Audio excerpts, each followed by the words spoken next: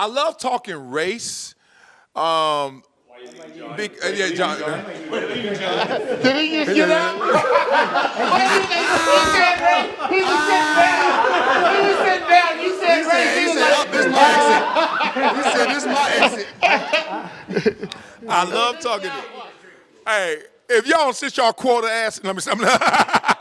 No, I love talking race because one, people don't like talking about it comfortably. So I love being comfortable where people are uncomfortable. I am an antagonist. Like, I'm a poke at, you know how I go. I'm always gonna mess with you. Trust me, if I don't mess with you, you're low on my scale of loving you. Like, I mess with everyone in here on purpose because I love you guys.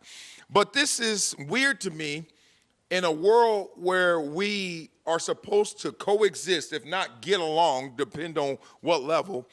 There are things that we don't feel good, comfortable talking about. And I think those are the things that keep us a little distant, separated, and feeling like there's a issue at play.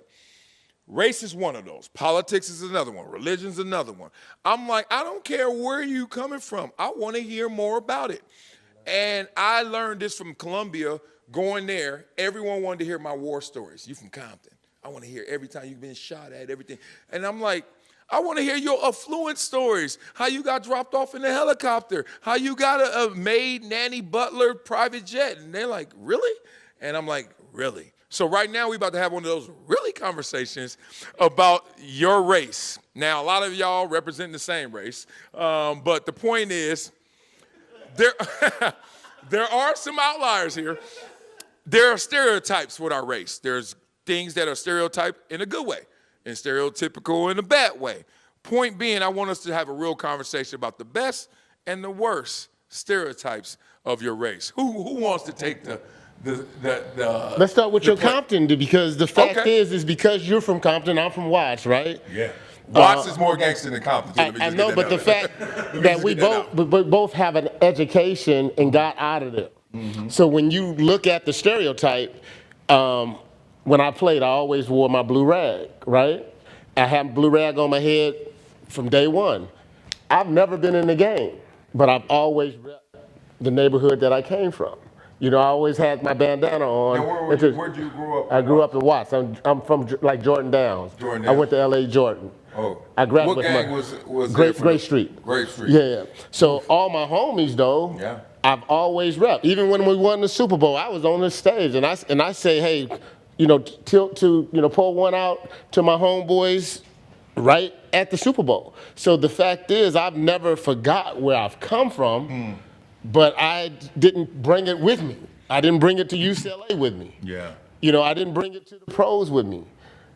So therefore, we represent a different percentage of dudes today. I still take care of some of my homeboys that's down there. But because we come from there, don't mean we've lived that way. We stayed that way. You know, we take care of people. I mean, I wake up every morning to take care and help other people better themselves.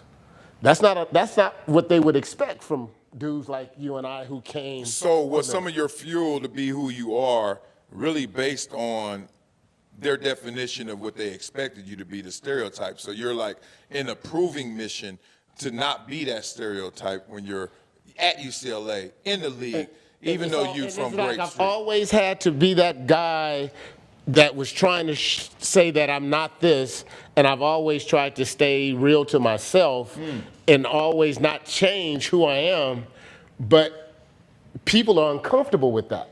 Yeah. You know, oh, you trying to, anytime I go to the right, oh, you bringing that Watts here. And I'm like, no, I'm not bringing it, but the fact is I'm not losing it neither.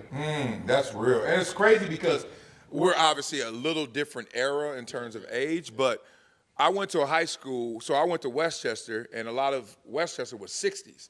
And they used to beef with the Grape Street, and Grape Street used to show up when Manual would show up, and it would just get real ugly when we have our games, to the point where you couldn't go to all the games because you just knew the shootout was going to happen.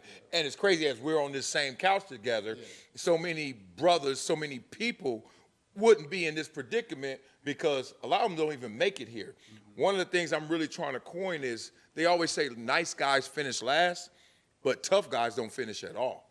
They don't even get to this point where they can actually reconcile. So to take it from you to me, I've always had to live a life of like, dog, why are y'all trying to label me?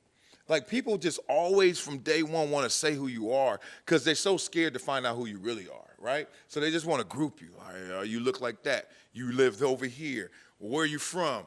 And I'm like, dog, that's not going to inform you. You want to know who I am? You're going to have to hang. You want to know who I am? You got to listen. It's not going to be because my family's from there. I live over here. Oh, we're broke. Oh, we're poor. None of that. So I think a lot of my fuel came from the negative stereotypes of black men.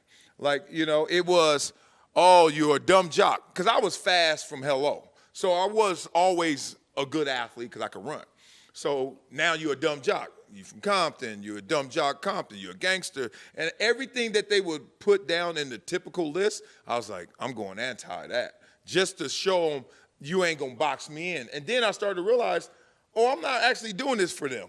I'm doing this for me because I do want to be able to articulate, be intelligent, graduate, not gangbang, etc. So I used it as a fuel, the stereotypes, but I was always perturbed that those stereotypes existed for so many that looked just like me. But also adding to that, being protected. I mean, when you come from where I came from, I'm a foster kid. You know, my grandparents came and got me when I was 6. My story, you know, state took me away from my mom when I was 4. Pops did some wrong things, and that dissolved. So my story is different in how I look at it. Yeah. But the fact is, that's why you and I can, you know, communicate and laugh and joke, because I don't look at color. You know, I took my kids, they didn't grow up and they didn't see color. You know, my youngest son, he's married to somebody from Australia. My youngest daughter, you know, she's engaged to a Latin guy. I don't discriminate in how people get down. You make your choices on your lifestyle and who you feel comfortable with.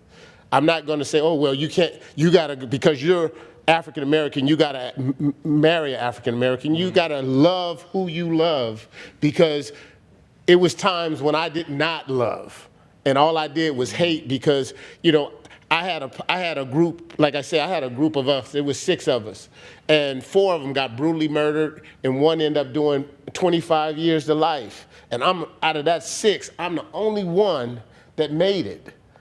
Yeah. So then I look back and I say, but people have a stereotype, because even to this day, with all the success that I've had on the field and off the field, they want to hear the story about where I came from. And they still judge me on where I came from. Now, isn't it interesting that, I mean, stereotypes are reality based. Like, I'm not gonna lie to anybody like, yeah, I know where y'all got the evidence from. You know what I mean? Yeah. You know what I mean? And also, I do see color. I know where to put it, but he white.